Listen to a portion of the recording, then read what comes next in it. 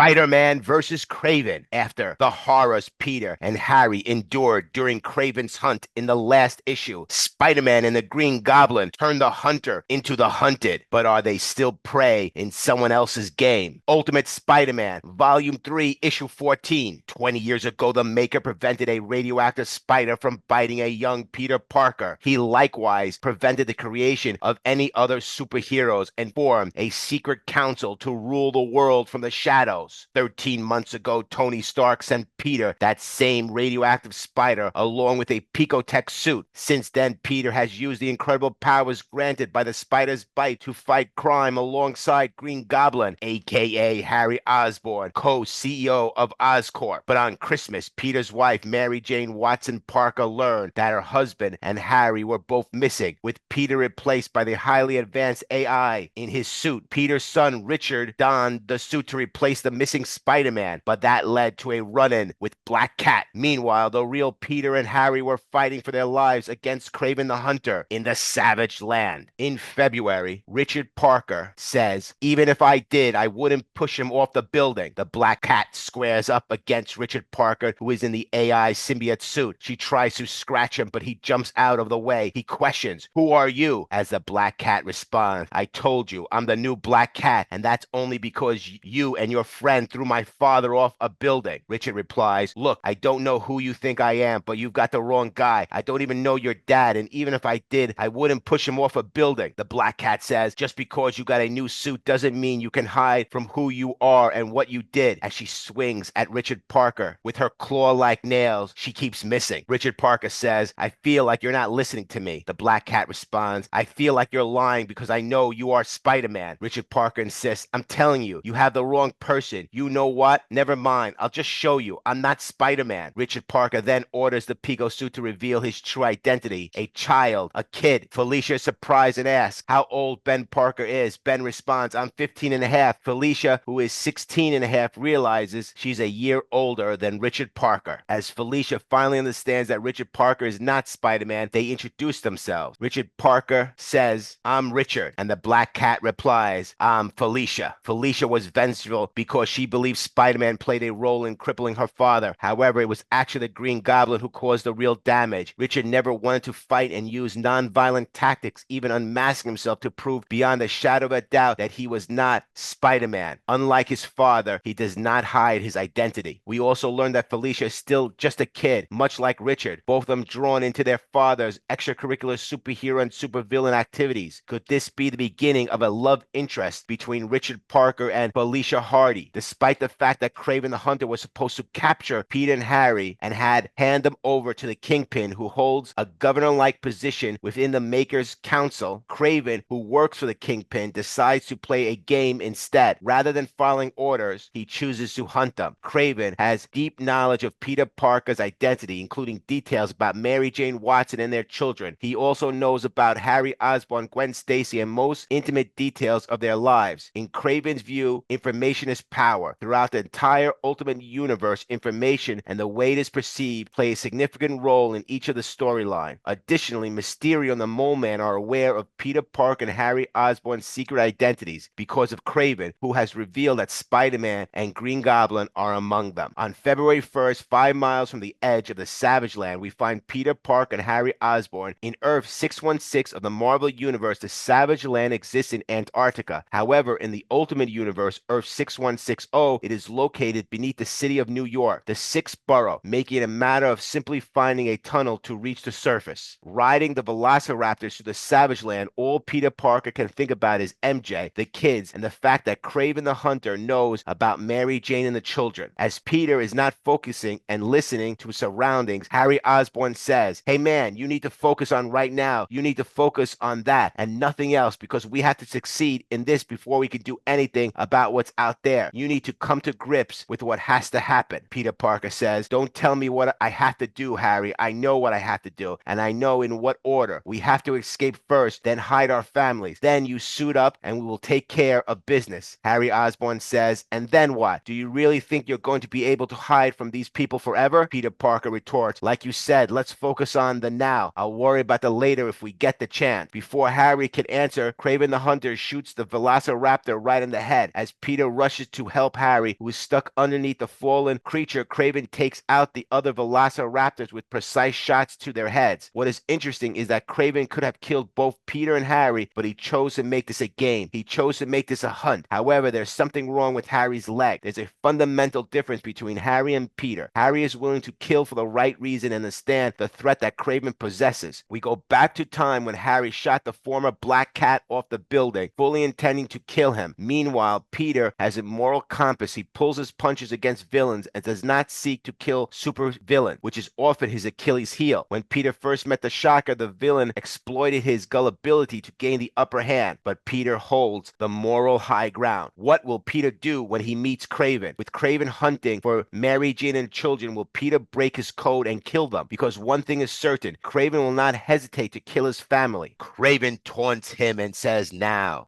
come out and play. It is no fun if you simply wait for your death. Harry has twisted his leg and Peter tells him, we gotta get cover in the jungle. It's not far. Can you make it? Harry says, I'll make it. Peter replies, okay, I'll distract them. Then you run for it. Harry questions, distract them? What is interesting is that Peter's powers are still being discovered by Peter himself. He's still learning what he's capable of. So he jumps out in the middle of everything, seemingly telling Kraven to kill him. Kraven says, very well, who am I to deny a man what he wants? But then suddenly Peter's spider senses activates, warning him of the incoming bullets. He shouts, now, Harry, go now. For the first time in the Ultimate Universe, Peter Parker understands that a spider sense warns him. Harry says, that was really dumb, Peter. Peter replies, I think I can sense when he's about to shoot at me before he does. So let's not overthink it. We need to keep moving. Harry says, I'm not sure I can make it. I'm just going to slow you down. Peter responds, well, I'm not leaving you behind, Harry, and you don't want me to. Cut that out. We're both getting out of here. Just then, Mole Man appears and says, oh, that's quite doubtful.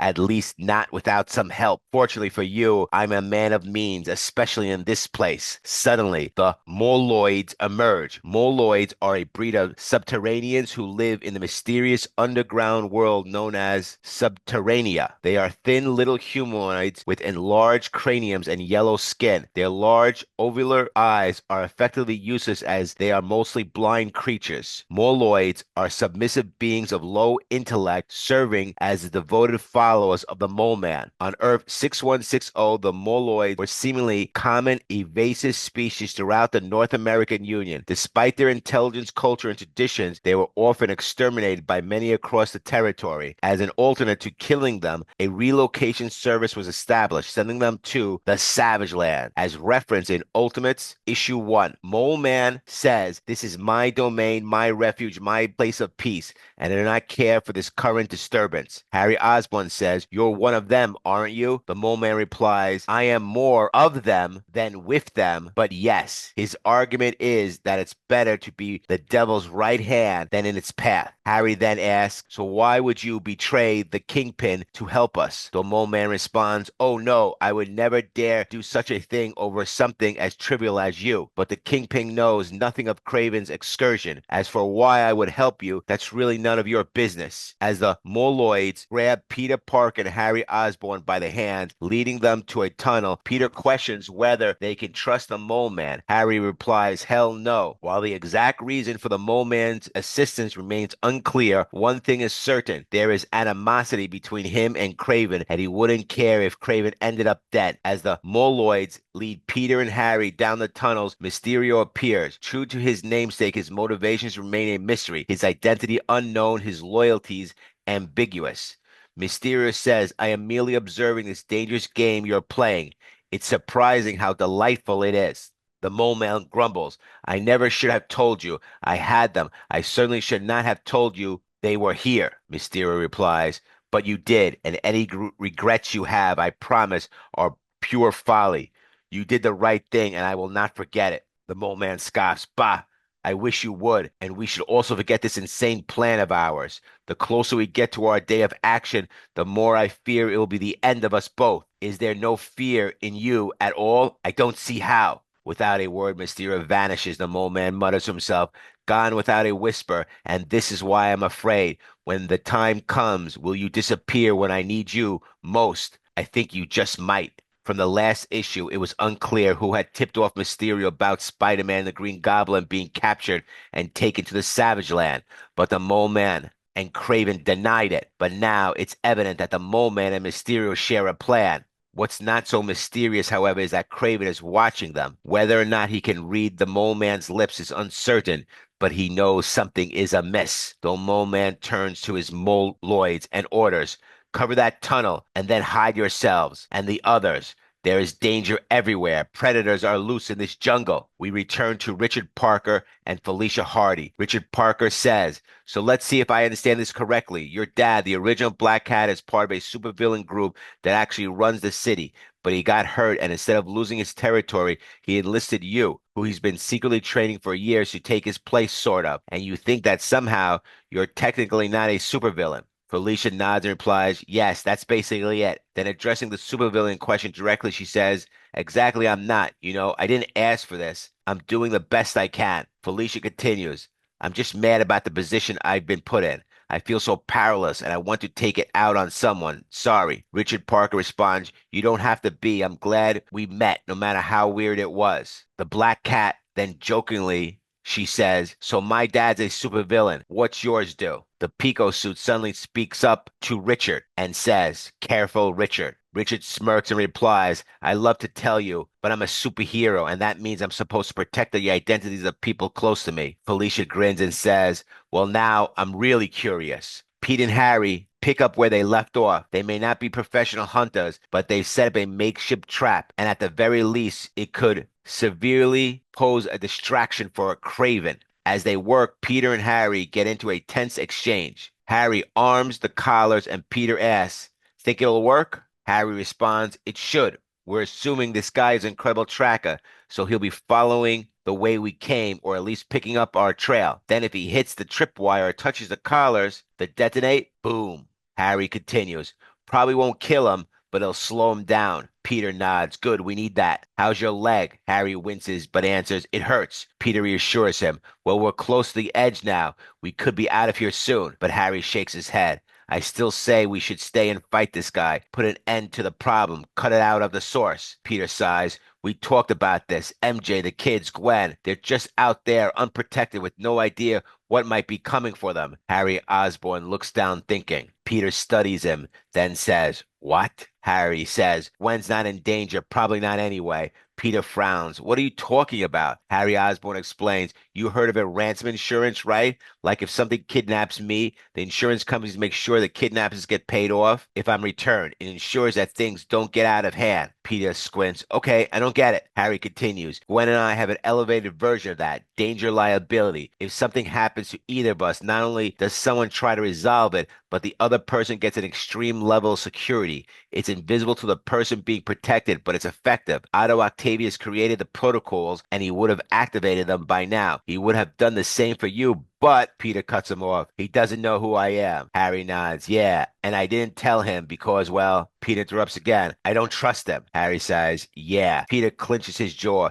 "So you and yours are good, but MJ and the kids, they're just out there alone." His eyes narrow. "We're getting out of here, Harry, now." We go to a sad scene where stacks of Moloid dead bodies lay scattered. Mole Man arrives and gasps, "Oh no, what happened here? Who did this?" A wounded Moloid weakly responds, "It was the man, the thing who hunts. He knows that some of us can speak." The Moloid is talking about Kraven. He hurt and killed until he found someone who could tell him what he wanted. Mole Man kneels down beside the Moloid. "And what was that, sweet child?" The Moloid struggles to speak. "Where the tunnel goes." Kraven knows where they're going to be. Peter says, "Almost there." Harry sighs in relief. "Thank God, because my ankle is." Suddenly, Peter's spider senses goes wild. "Harry, get down," Peter shouts. Kraven, wielding a modified machine gun, bursts into laughter as he sprays bullets everywhere. The jungle erupts with deafening noise. Kraven is really enjoying himself. Harry groans, "I'm getting really tired of this guy." "What now?" Peter responds quickly. "Back the way we came. To the hatch. Go." Peter Parker's spider senses kicking in. He's bobbing and weaving away from the bullets,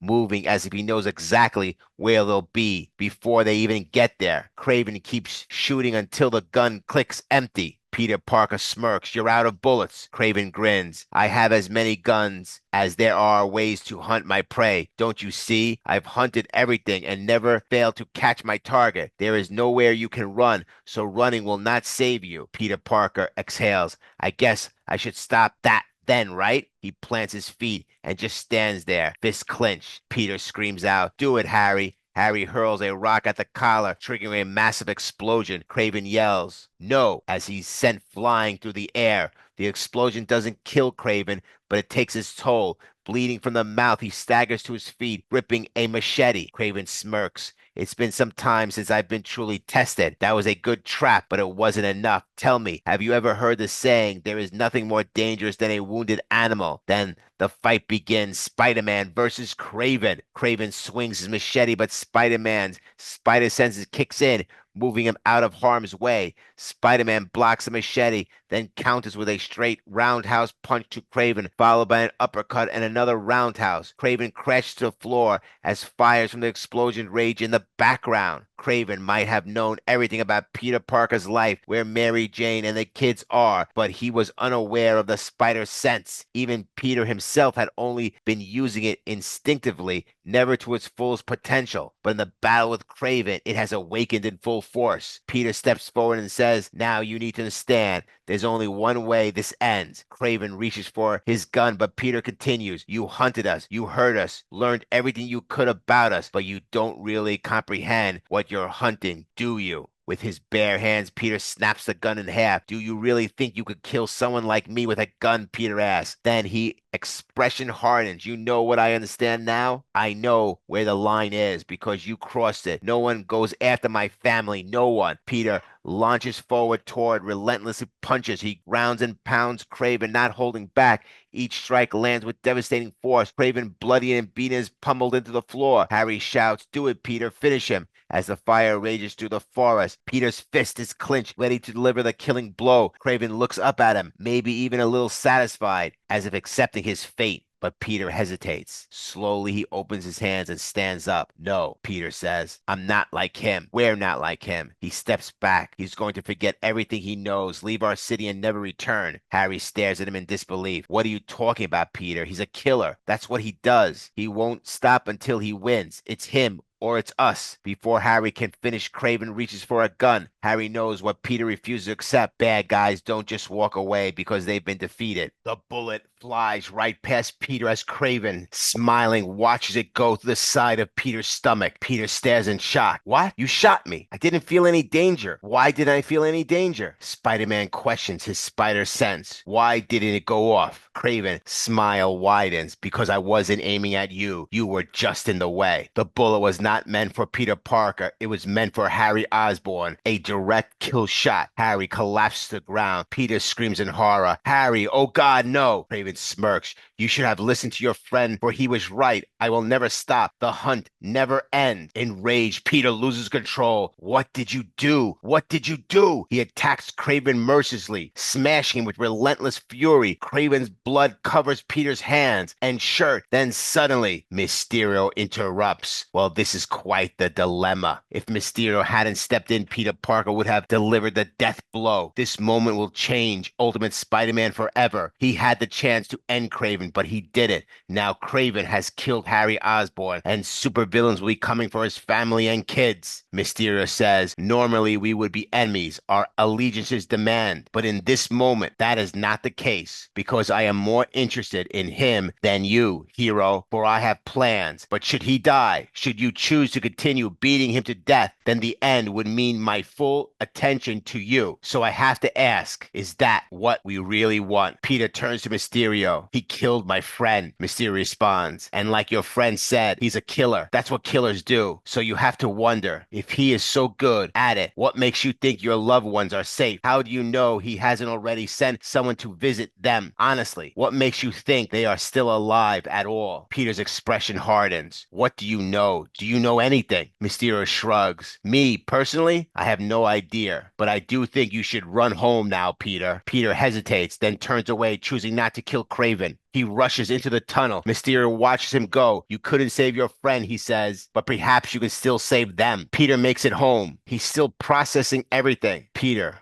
quietly says, MJ. Mary Jane, deeply concerned, rushes towards him. Peter, thank God. Where have you been? Why haven't you called? Do you have any idea how worried we all were? Peter looks down. I'm sorry. Mary Jane grabs him tightly. Do you know how worried I was? How could you just disappear like that? How could you do that and not call? Mary Jane continues. Oh my God, you're bleeding. Peter, there's blood everywhere. Why are you bleeding? Peter, covered in blood, drops his head, unable to look Mary Jane in the eyes. Harry's gone. Mary Jane stares at him. What? Peter's voice breaks. Harry's dead. I couldn't save him. While tears are rolling down his face. Mary Jane gasps, her hand covering her mouth. Oh no, how? Who? Who would do that? Peter, what happened? Peter clenches his fist. It's my fault. They know. They know who we are, who we really are. They know about you. They know about the kids, our names, where we live. They know everything. Mary Jane says, you're scaring me. I'm scared. Peter Parker responds, I know. I'm sorry. I'm so sorry. Mary Jane asks, Peter, what now? What are we going to do? Peter in a quiet voice says, we run. Next, Ultimate Spider-Man, Volume 3, Issue 15.